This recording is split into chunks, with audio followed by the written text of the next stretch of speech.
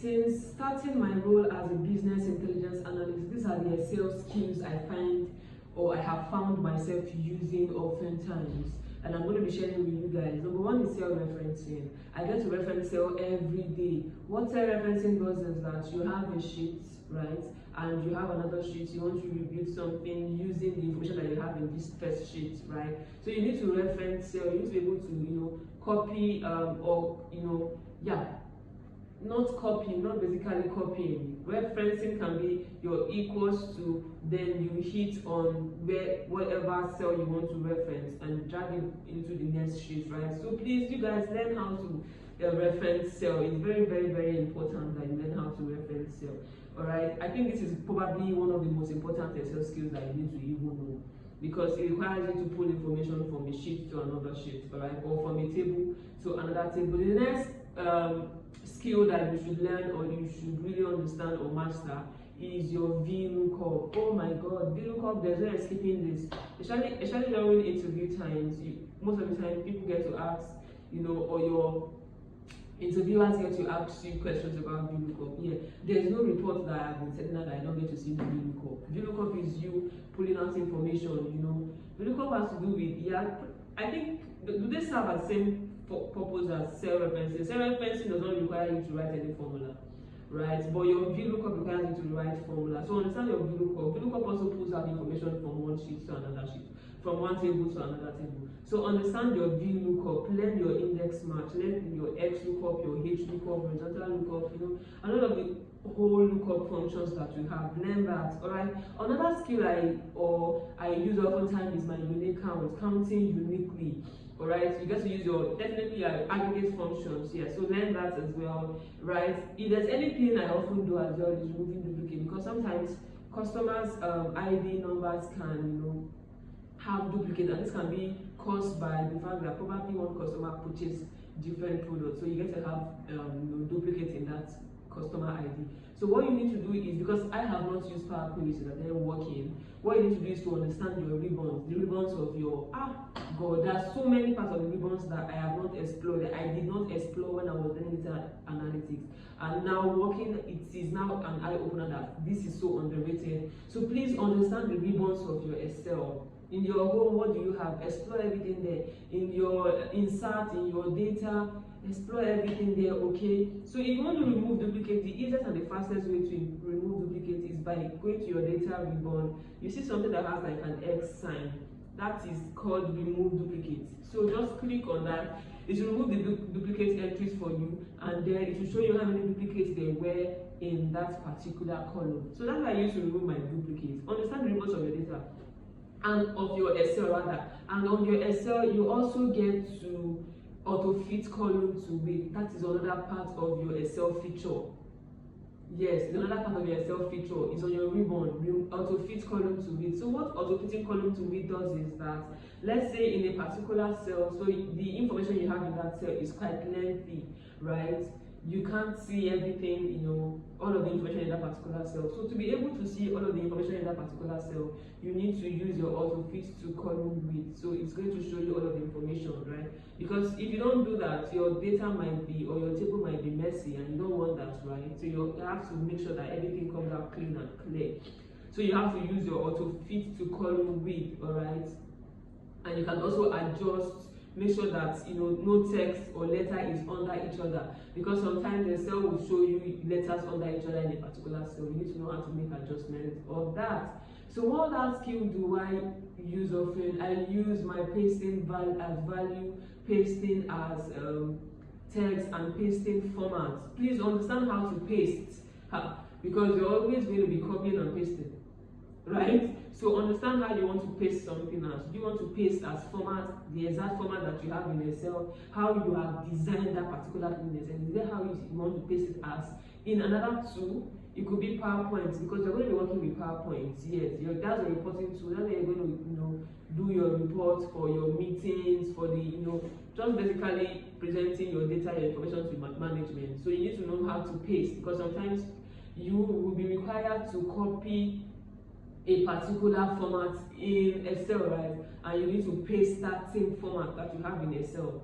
Format in the sense that you have already done all of your, editing, conditional formatting, you have changed colors, you have made everything look presentable.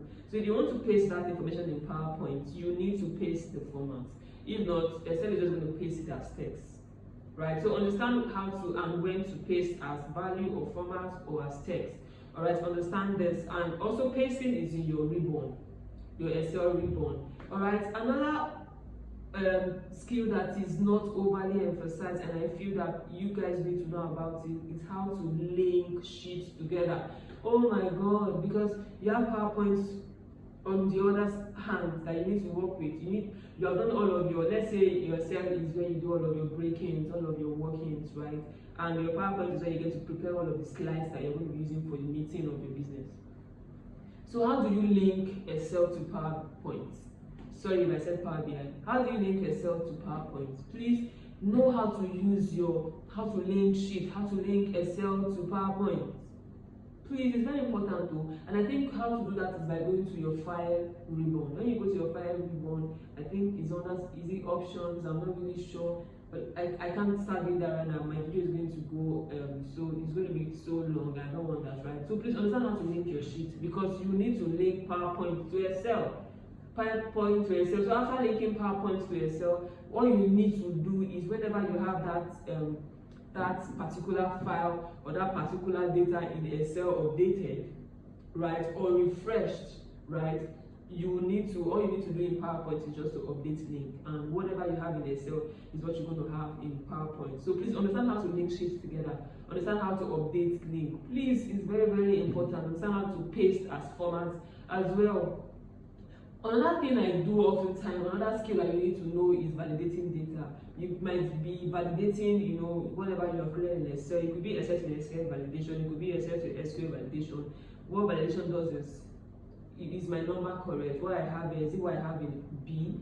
What I have in B is what I have in C. So you need to do that. Imagine that you have referenced the cell, right? You have done your cell referencing. You need to go back to validate, okay, what I have here in this particular column, is it what I also have in where I got the information from? So you need to validate your data. Another thing you need to know how to do is to calculate in Excel, know how to calculate your hourly trend using your line chart. The most popular chart you'll be using is your line chart and also your tables, right? Because your line chart kind of like display, trend of the business hourly. So please understand how to use your line chart. And your line chart goes beyond you just knowing or inserting monthly trend, January, February, March, April, May. No. You need to learn how to do your daily trend. Daily trend in the sense that in May, from 1st of May to 31st of May, right? How did the business perform? You might be asked, I want to see performance of the business in the past 3 months. Please, what that means is, no, it doesn't mean that you should just show May, how much total did May make, how much total did April make, how much total did June make. What it means that you need to show from 1st of May to the end of May, to the 31st or 30th of May, how did the business perform, right? Was there a dip? Was there, a sharp growth, a spike, right? You need to show that trend. Also know how to, that's why I talked about daily trend. So in PowerPoint, in Power BI, you do daily trend, right? I shared that yesterday. In Excel, you also do daily trend, but it doesn't require you using DAX measures. You just need to know how to use your line chart.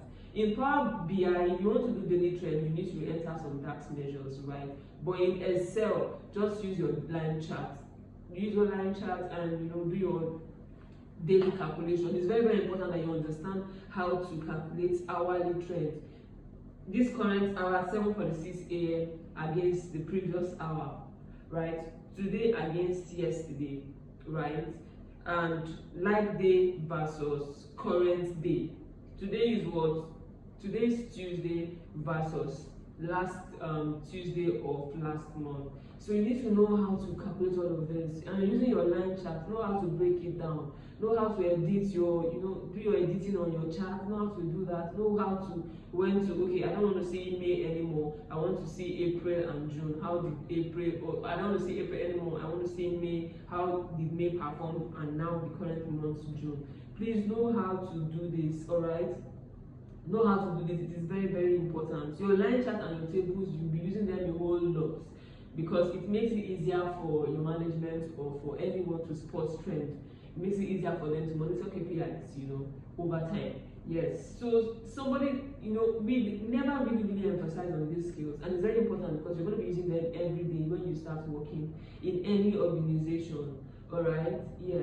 So please don't underestimate any of these skills that I have mentioned. All right, because it's they are all very important. So if you're learning data analytics and you're learning Excel for data analytics, or you're learning Excel for business intelligence, you want to become a BI analyst as well, or you want to become a marketing analyst, whatever analytics you're involved with, please focus on mastering these practical skills I have mentioned. Yeah.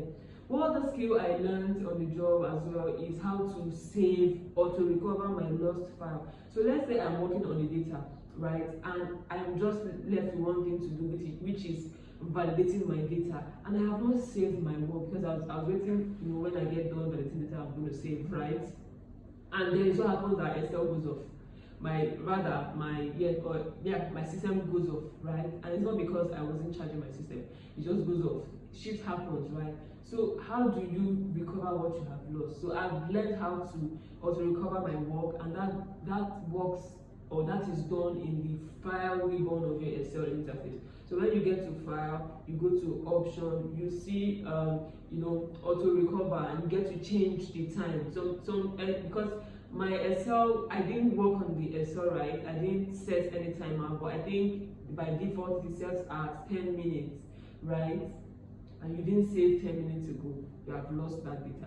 So I have been able to change auto recovery time, right, to 2 minutes. So if my system goes up 2 minutes, what I have done in the past 2 minutes, I will be able to recover it. So these are underrated, skills. It is very important, because if you're not used to saving every time that you're working, you're definitely going to you stand a chance of losing your data. These are everything, and when I remember more, when I learn more, I'm going to be sharing with you guys. So these are the things that I've used the most since I started working, and they have been far way more valuable for me, I swear. Alright, they have been far way more valuable than me even memorizing all of those advanced functions and formulas. So please understand this. My name is Angela Oga, in case you're new here. I'm a data analyst instructor. I'm also the founder of Angie, where I teach beginners data analytics. Yeah. And I have been sharing data analytics tips for quite some time now, right? And you should stick around if you're just seeing this for the first time. On TikTok, data analyst Angie. On IG, I am data analyst Angie. On Facebook, Angela Oga, and also on YouTube, Data Analyst with Angie, and on LinkedIn, Angela Oga. I'm going to be seeing you on the next video, and